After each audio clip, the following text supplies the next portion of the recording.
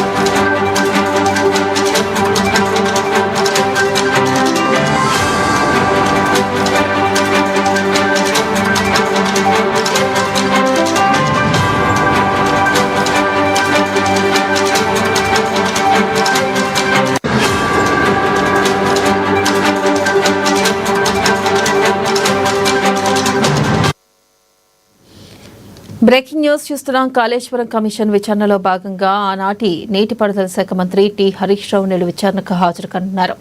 ఉదయం కమిషన్ కార్యాలయం బీఆర్కేఆర్ భవన్లో జరిగే విచారణకు హాజరవుతారు. కాళేశ్వరం కమిషన్ జస్టిస్ పినాకి చంద్రఘోష్ విచారణలో భాగంగా ప్రాజెక్ట్ బ్యారేజ్లో నిర్ణయించడంలో కీలక వ్యక్తిగా హరీష్ రావు నీటిపారుదల శాఖను నిర్వహించారు.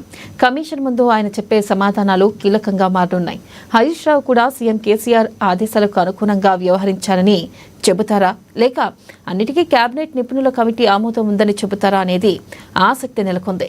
ఇక కాళేశ్వరం కమిషన్ ముందు 114వ వ్యక్తిగా మాజీ మంత్రి హరీష్ రావు హాజరు కానున్నారు. మేడిగడ్డ, అన్నారం, సుందిళ్ల బ్యారేజ్లను అక్కడ నిర్మించాలని నిర్ణయించింది ఎవరు? అక్కడే ఎందుకు నిర్మించారు? కేబినెట్ ఆమోదం ఉందా? తదితర అంశాలను ప్రశ్నలు అడిగే అవకాశం ఉందని అంచనా వేస్తున్నారు. ఇక మరోవైపు హరీష్ రావు విచారణకు తన అనుచరులతో కలిసి భారీ కాన్వాయ్తో రానున్నట్లుగా పార్టీ వర్గాల ద్వారా తెలిసింది.